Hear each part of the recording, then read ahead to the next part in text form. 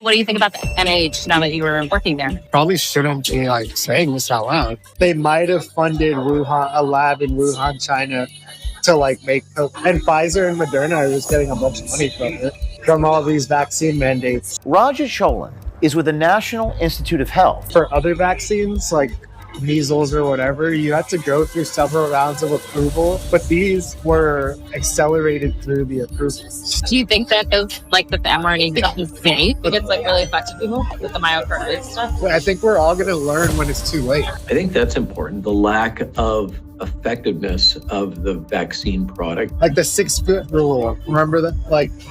That wasn't based on any real evidence that did anything. It was completely made up. Well, what do you think? What happened with being reelected? Roger then brings up politics, talks about which political party he prefers and what would happen to him and NIH under an incoming Trump administration. I think it would be worse for the NIH. I think it would be better for a Democrat to be in office. We sometimes fly under the radar of the really scrutinized. I don't think it would impact me. I don't think I have too much to worry about. That's not recording, right?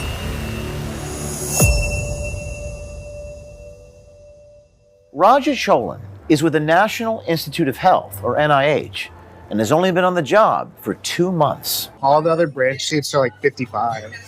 Wow. And I don't know shit. I know about the subject matter, but I don't know about any of the government, how budgets work or how the hierarchy works. In his role, Cholin oversees 40 people and heads up the Health Data Standards Branch for a division of NIH called the National Library of Medicine. So the U.S. National Library of Medicine, you can think of it as the nation's health library. All the major peer-reviewed journals are there, and they have electronic databases, electronic cataloging. They manage the PubMed application that makes all this information available to the general public. They manage clinicaltrials.gov, which is the application that summarizes clinical trial results. And it appears that what Mr. Cholin's division, this health data standards, is responsible for is analysis of visual data. This is X-ray and MRI data, analyze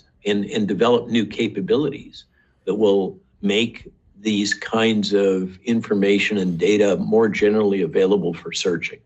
While he admits he may know nothing about the bureaucracy, he says he knows a lot about public health. What do you think about the NIH now that you were working there? Obviously, lots of conspiracies about that. My cousin is about Fauci? Well, I don't, so I'm not, probably shouldn't be saying this out loud. I haven't gotten the latest COVID shots and I'm not going to. There's mixed evidence about if it really does anything. Cholin then goes on to tell our undercover journalist that people under 30 are more at risk for heart conditions from the COVID vaccine. For people that are 30 or under, it really increases your risk for heart conditions. The data does show that. I don't even know if these vaccines stop you from getting COVID. They don't. Really? I don't think so.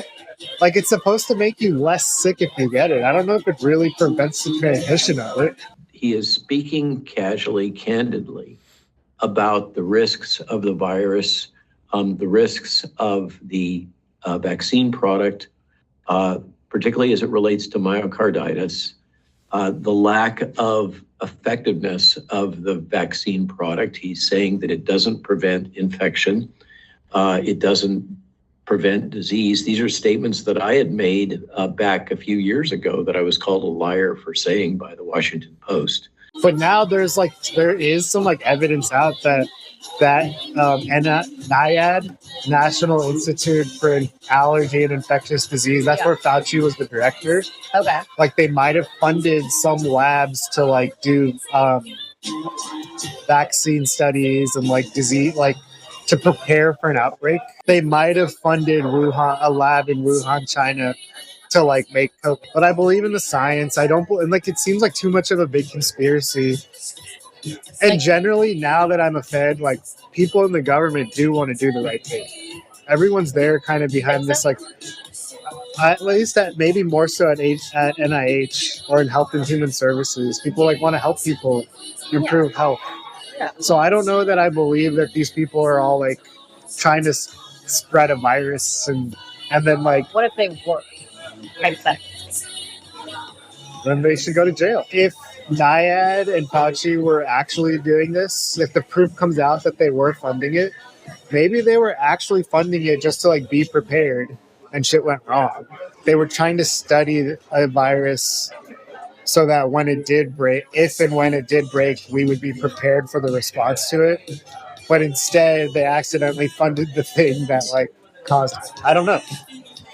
But hopefully the intentions were good up front. It doesn't like excuse them outright, but I don't know. Like the 6-foot rule, remember that? Like that wasn't like based on any real evidence that did anything. Really? It was just they, and again, I think they were just trying to do the right thing, but it was completely made up. If they had said 5 feet versus 6 feet, right, or 7 feet, like it was all just they just made it up. Does anyone really trust the healthcare system? Well, thankfully, there still are some good guys left in healthcare, like our great friends at The Wellness Company. The Wellness Company has been with OMG since day one, and now they're proud to introduce the ultimate first aid emergency kit, meticulously created to ensure your access to life-saving prescription medications, personal protective equipment, and other essentials by empowering you to take control of your health journey. Now you and your loved ones will be prepared for the next shortage or whatever they try to pull. My team and I have our kits with us in the field at all times. Don't get caught without the medications you need. The Wellness Company's First Aid Medical Emergency Kit can make all the difference. Order your medical emergency kit now and save 15% by using code OMG. That's twc.health/OMG. Go to twc.health/OMG. Again, that's twc.health/OMG. Now, what's confusing is whether Raja is a villain or not, whether he's a participant in this unethical behavior, whether he's doing his job or just following orders. But we wanted you, the viewer, to be the judge of that. Do you think that those, like the mRNA stuff is safe? There evidence showing like myocarditis or something like that? It definitely increases your risk for that. I think that's well known now. And Pfizer and Moderna are just getting a bunch of money from it. From what? From all these vaccine mandates. I think like for other vaccines, like measles or whatever, you have to go through several rounds of approval. Right. And submit a bunch of data to prove about like side effects and things. But these were accelerated through the approvals to rush them for all of us to get our boosters. Like, and they made millions of dollars. You think it's like really effective people? The myocarditis stuff? I think we're all going to learn when it's too late. What would make it too late? Like it's going to already have been 10 years down the road. And then a bunch of people will have gotten like all 10 boosters. Why do you not want to get them again? If I'm going to get COVID anyway, and I'm going to be all right, why increase my risk for the known myocarditis? The very foundation of journalism is to get answers. A common technique by which to do that is called a FOIA, or Freedom of Information Act request. We've submitted many FOIAs, particularly for body cam footage. But then this government official tells our undercover journalist that NIH is intentionally giving orders to make getting a FOIA even more difficult. Is there anything that, like, if we found out, that we would be like, oh, that would change your opinion? So do you know what FOIA is? Freedom of Information Act. Okay. Yeah. So like the press or whoever can like request from the government, like show us emails or whatever. Yeah. This article claims that they were like misspelling words on purpose. So then if there was a FOIA request for whatever, coronavirus, they misspelled corona. They were instructed to misspell it on purpose so it wouldn't return on the search. Wow. Who's requesting FOIA? I think it's journalists. Raja then brings up politics, talks about which political party he prefers and what would happen to him and NIH under an incoming Trump administration. Well, what do you think? Like, what would happen if he were to be reelected? I think it would be worse for the NIH. I think it would be better for a Democrat to be in office. Why? What makes it on? There's some like Section F, but I don't even know what Section F means. It's supposed to be proposed cuts to NIH. I think where I work at the NLM Law Library, we sometimes fly under the radar Yeah. of like the really scrutinized. I don't think I have too much to worry about either. No, just like the whole connection with like RFK is just like insane to me. Absolutely insane because he just seems like a total. What happened with RFK specifically? Well, he's like just super Anti-vax? Or anti-vax, like anti-science, it's like anti-big pharma. You know what I mean? I think he's like Trump has said that he would want to have RFK in his. I don't even know. Like, Juice, does that make you question? I don't think so. Really? I don't think it would impact me. I just wonder, like if I was working in that department, you know what I mean? I'd be like pretty concerned. Like, I wonder, A like, lot of people would probably get fired, or they would retire, and so then you would just be left with a bunch of institutes and divisions that like are understaffed, and so anything that RFK would want to do probably would just like wouldn't happen. That's my guess. So Raja questions the vaccine companies colluding, skipping approvals, and creating false guidelines. It all just seems like a bunch of buffoonery. It all seems contradictory. And the question again, is this villainous behavior? Is this corrupt behavior? Is this just government incompetence? To quote Raja, is this just a guy who, quote, knows shit about nothing? But he clearly knows some things about something.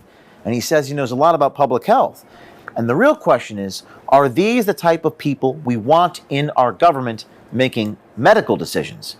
And that question might be answered by the incoming HHS Secretary, Robert F. Kennedy. Stay tuned. Wait, hold on. Do you know about like honeypotting? People that like get asked on dates and then they get asked questions about their work and then they're like recorded. This is I what feel are you like talking well, about? now you're like asking me my opinion about these conspiracies. I feel like I'm not supposed to answer. No, That's not recording, right?